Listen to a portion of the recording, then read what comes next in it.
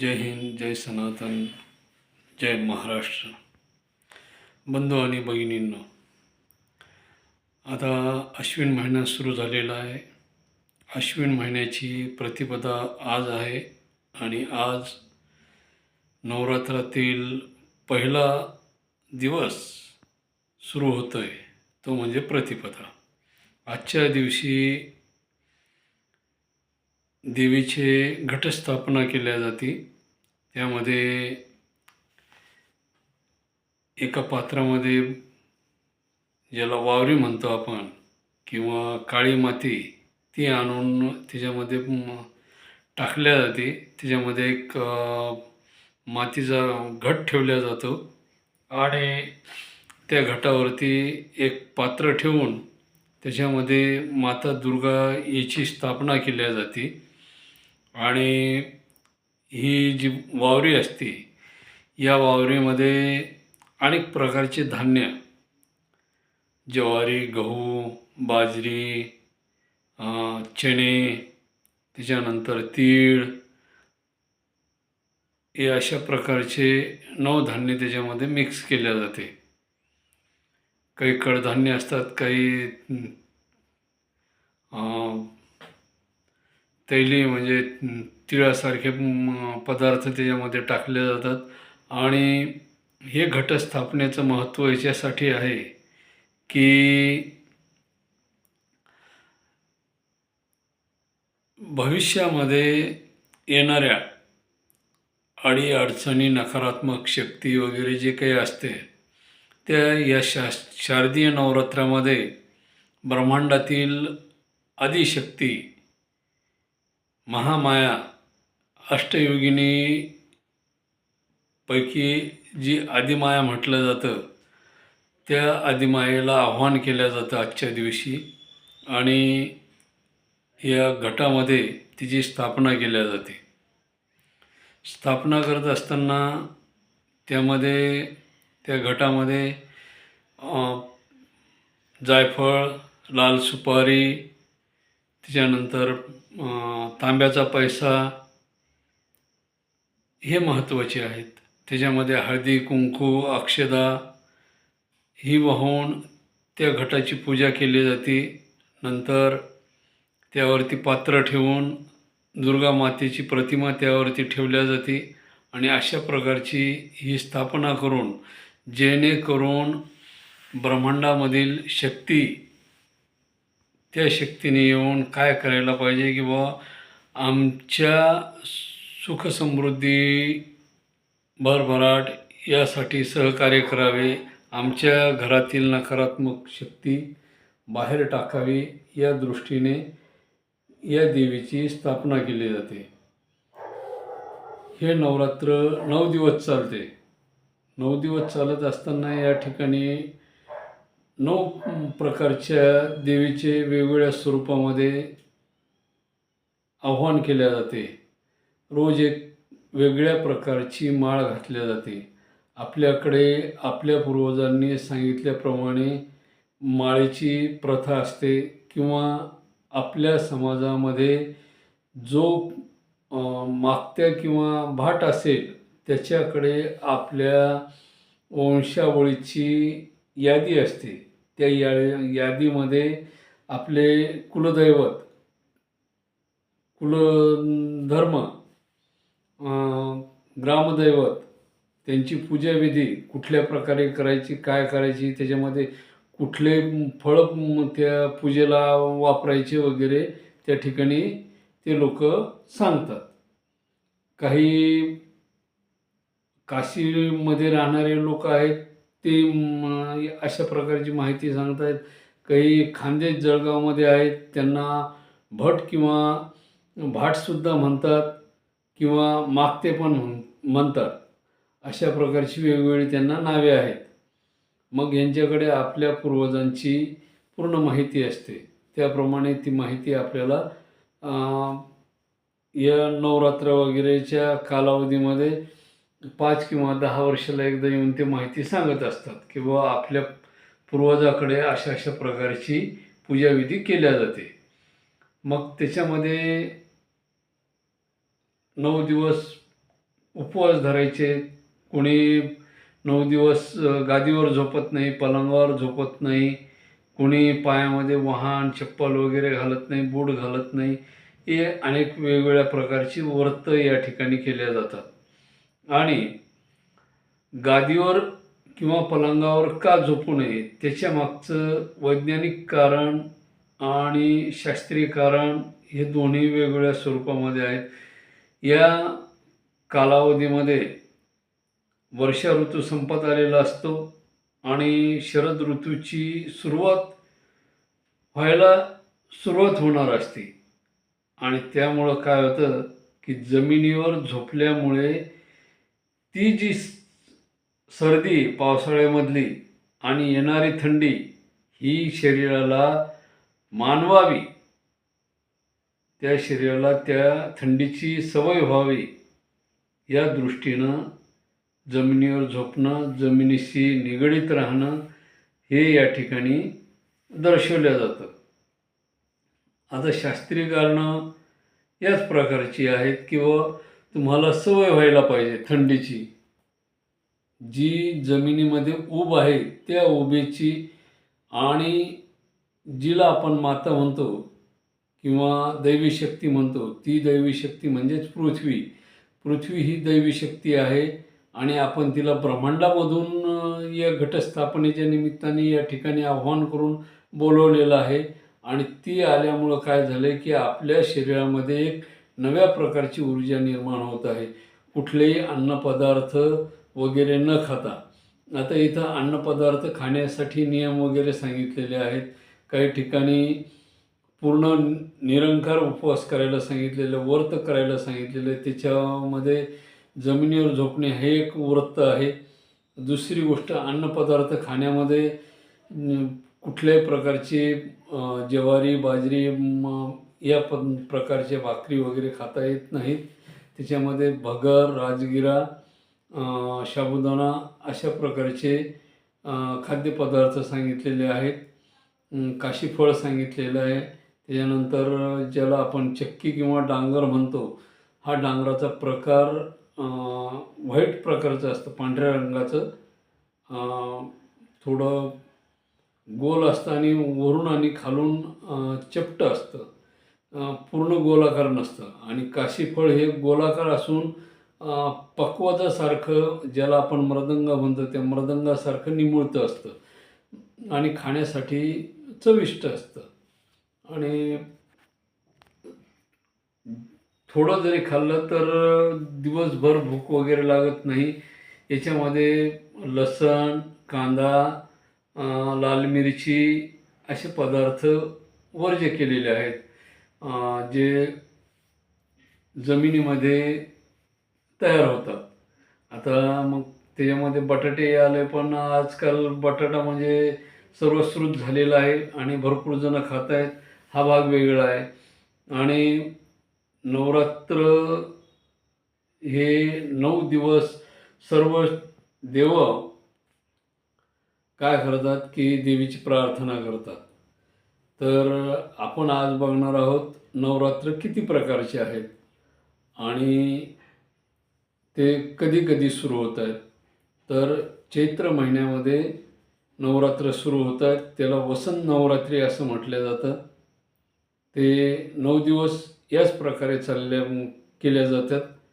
आणि चैत्र नवरात्र म्हणजेच वसंत नवरात्री ही पण पूर्ण देशामध्ये साजरी केल्या जाते. त्याच्यानंतर आषाढ महिन्यामध्ये, ज्याला आपण आखाडही म्हणतो किंवा आषाढही म्हणतो, या आषाढ महिन्यामध्ये आषाढ नवरात्री येते, ती गुप्त नवरात्री म्हणून ओळखल्या जाते. आणि त्याच्यानंतर तो आषाढ महिन्यातला जो भाग आहे तो लक्ष्मी आई, मरी आई वगैरे अशा देवीचे नवरात्र म्हणून ओळखले जातात किंवा मग त्यांना गुप्त नवरात्र असं म्हटलं जातं. त्याच्यानंतर शारदीय नवरात्र या ठिकाणी काय होतं की आता आपण हे जे शारदीय नवरात्र आहे हा अश्विन महिन्यामध्ये येतो. हा नवरात्र सर्व देशामध्ये, भारत देशामध्ये या नवरात्र मोठ्या उत्साहाने पाळला जातो. मुख्यत्वे करून पश्चिम बंगाल, कलकत्ता या भागामध्ये या सणाला फार मोठ्या प्रमाणामध्ये साजरा केला जातो.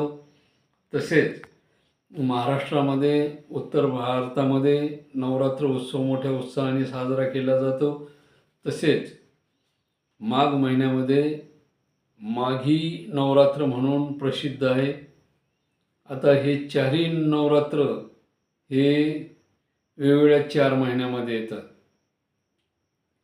चैत्र महिना हिंदू सनातनी नववर्षांच्या सुरुवातीला नवरात्र सुरू होतो. म्हणजे त्या काळामध्ये वसंत ऋतूची सुरुवात झालेली असते. नवीन झाडांना नव्या स्वरूपाची नवीन वर्षामध्ये पालवी फुटलेली असते आणि पूर्ण झाडं असे म्हणजे आकर्षक अशा स्वरूपामध्ये दिसायला सुरुवात होती. पोपटी कलरची पानं त्यावेळेस बहरून आलेली असतात आणि लिंबाला एक विशिष्ट अशा प्रकारचा पांढरा तौर बाहेर आलेला असतो, फुलं बाहेर आलेली असते कडुलिंबाच्या झाडाला. आणि हे नवरात्र त्या चैत्र महिन्यामध्ये सुरू होतात. मग त्यावेळेस वसंत ऋतूची सुरुवात झालेली असते. नंतर सुरू होतो, तो चालतो आषाढपर्यंत. म्हणजे चैत्र, वैशाख, ज्येष्ठ, आषाढ 3-3.5 महिने तो ऋतू चालतो. तिथून सुरू होतो वर्षा ऋतू म्हणजे आषाढ महिना. आषाढ महिन्यातलं गुप्त नवरात्र सुरू होतं आणि आषाढ महिन्यात सुरू झालेला नवरात्र तो आश्विन महिन्यामध्ये संपतो. म्हणजे प्रत्येकाला कालावधी दिलेला आहे. तसं पाहता भारतामध्ये, मी तुम्हाला बाकीचं नंतर सांगतो, मग सगळ्यात पहिले आपण हे नवरात्र बघून घेऊ. मग वर्षा ऋतूमधला हा नवरात्र आषाढ महिन्यातला सुरू झालेला आश्विनच्या अमावस्येला संपतो आणि तिथून पुढं शारदीय नवरात्र सुरू होतो. शारदीय नवरात्र आश्विन, कार्तिक, माघ महिन्यापर्यंत चालतो आणि माघ महिन्यामध्ये माघी नवरात्र सुरू होतो.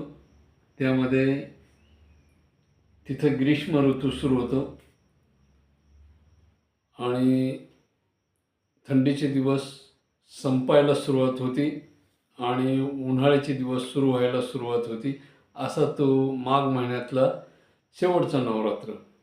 म्हणजे असे ठराविक कालावधी प्रत्येक याला दिलेले आहेत. 3-3 महिन्याचे कालावधी या 4 नवरात्राला दिलेले आहेत. मग त्याच्यामध्ये उपऋतू 6 यांचं विभाजन केलेलं आहे.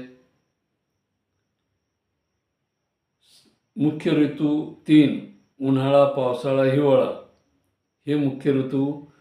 आता उन्हाळा चैत्र महिन्यामध्ये सुरू होतो. त्यामध्ये चैत्र महिन्यात उन्हाळा असतो. नंतर आषाढ महिन्यामध्ये पावसाळा असतो. तो संपत नाही की आश्विन आणि कार्तिक महिन्यामध्ये, कार्तिक महिन्यापासून थंडी सुरू व्हायला सुरुवात होते. म्हणजे आश्विन महिन्यापासून थंडी पडायला सुरुवात होऊन जाते. नवरात्र संपलं, दसरा झाला की थंडीला सुरुवात होऊन जाते आणि तो चालतो माघ महिन्यापर्यंत. माघ महिन्यामध्ये उन्हाळा सुरू होतो. म्हणजे ही ज्याला आपण सर्कल म्हणतो किंवा चक्राकार पद्धती म्हणतो, हा झाला की तो झाला की तो, अशी पद्धत त्यामध्ये दाखवलेली आहे. आता या ठिकाणी 12 महिने, 3 ऋतू, मुख्य ऋतू आणि 6 उपऋतू आणि त्याच्यामध्ये 4 हे नवरात्री. म्हणजे हे एक सर्कल आहे आणि त्या सर्कलनुसार ही हिंदू आणि सनातन धर्माची रचना आहे. अशी रचना जागतिक लेवलला कुठंही आपल्याला पाहायला मिळणार नाही. ऋतू आणि 12 महिन्याचा कालावधी हा मानवी शरीराशी निगडीत आहे आणि या कालावधीमध्ये कोणते पदार्थ कसे खायचे, काय खायचे हे वैज्ञानिकदृष्ट्या त्या काळातील आपल्या ऋषीमुनींनी आपल्याला लिहून दिलेले आहेत. ग्रंथामध्ये त्या पदार्थाचं वर्णन दिलेलं आहे. मग कुठल्या कालावधीमध्ये कुठला पदार्थ खायचा, कुठला पदार्थ नाही खायचा, हे आपल्या पूर्वजांनी ठरवून दिलेलं आहे. आता या नवरात्रामध्ये जर समजा एखादी महिला उपवास धरत असेल 9 दिवसाचा, तर तिच्या पतीला ते 9 दिवस बंधनकारक असे आहेत. कुठल्याही प्रकारचा मांसाहार, मद्यप्राशन वगैरे करता येत नाही, असा नियम ऋषीमुनींनी करून दिलेला आहे. आता काही पाळतात, काही पाळत नाही, ती गोष्ट वेगळी. आणि तसेच श्रावण महिन्यामध्ये सुद्धा असेच काही नियम सांगितलेले आहेत. तसे पाहिले तर आषाढीपासून 4 महिने चातुर्मास सांगितलेला आहे. त्याच्यामध्ये बरेचसे पदार्थ वर्ज्य सांगितलेले आहेत. मग हे प्रत्येकाचं वर्णन हे वेगवेगळ्या स्वरूपामध्ये सांगितलेलं आहे. आणि आज पहिला दिवस नवरात्राचा शैलजा नावाच्या देवीच्या स्वरूपापासून सुरू झालेला आजचा दिवस. आणि आजच्या दिवशी या नवरात्रामध्ये 9 वर्षाच्या आतील जी मुलगी असेल तिला कुमारिका म्हटलेलं आहे. आणि अशा कुमारिकेचं पूजन महत्त्वाचं सांगितलेलं आहे नवरात्रामध्ये. आणि 9 दिवस अशा वेगवेगळ्या कुमारिकेचं पूजन हे महत्त्वाचं आहे. कुणी अन्नदान करतं या मुलींना, कुणी वस्त्रदान करतं. वेगवेगळ्या आपापल्या परीने आपापल्या इच्छेनुसार हे नवरात्र साजरे केल्या जातात. त्याच्यामध्ये देवीचा नैवेद्य हा वेगळ्या स्वरूपाचा रोजचा वेगळा आहे. त्याच्यामध्ये अष्टमीचा नैवेद्य वेगळा आहे, नवमीचा वेगळा आहे. त्याच्यामध्ये भरपूर जण सांगतात की आम्ही मांसाहारी आहोत, देवीला मांसाहार चालतं, आम्ही फलाण्याचा नैवेद्य देणार. असला कुठलाही प्रकार त्या ठिकाणी चालत नाही. देवीला फक्त शाकाहारी नैवेद्य चालतो. आणि ग्रंथामध्ये सुद्धा त्या काळातील ऋषीमुनींनी शाकाहारी नैवेद्य सांगितलेले आहेत. पण जे मांसाहारी इच्छुक आहेत त्यांनी अनेक प्रकारचे बलिविधी वगैरे त्यामध्ये घुसडून टाकलेले आहेत. काहींनी आपल्या स्वार्थासाठी, आपल्या खाण्याच्या इच्छेसाठी त्याच्यामध्ये पशुबली, नरबली असे वेगवेगळे प्रकार दाखवलेले आहेत. पशुबलीमध्ये बकरा असेल, कोंबडा असेल, हरीण असेल, अशा प्रकारचे प्राणी त्या ठिकाणी बली दिले जातात. परंतु हे बली या देवीच्या नवरात्रामध्ये योग्य नाहीत. कृपया आपण ती बलीची प्रथा बंद करावी. आणि अनेक लोकांच्या भावना अशा आहेत की बाबा आम्ही खातो, मग बलीला काय हरकत आहे. परंतु तो प्रकार मानसिकदृष्ट्या मानवानेच तयार केलेला आहे आणि त्याला स्वतःच्या इच्छेसाठी तो बळी देतो, त्याचा वापर करतो आणि ते देवाला कुठल्याही प्रकारे चालत नाही. मग त्याच्यामध्ये अघोरी भक्ती करणारे जे असतील ते सुद्धा बळी देतात, परंतु ते योग्य वाटत नाही. ग्रंथामध्ये पण लिहिलेलं नाही. परंतु हे बळजबरी घुसवल्यामुळे काय झालं आहे की बलिप्रथा त्याच्यामध्ये दाखवण्यात आली. आता मी मागं तुम्हाला सांगितलेलंच आहे की 1550 पहिला कारखाना गोवा या शहरामध्ये स्थापन करण्यात आला होता. आणि 1556 हिंदू ग्रंथाला त्या ठिकाणाहून छपाई करण्यात आली. त्याच्यामध्ये अनेक गोष्टी विपर्यास करून सांगितलेल्या आहेत, विकृत पद्धतीनं करून सांगितलेल्या आहेत. त्याच्या आहारी जाऊ नका, जेणेकरून समाज विघटित होईल, वाममार्गाला जाणार नाही, याची काळजी घ्या. जय हिंद, जय सनातन. धन्यवाद.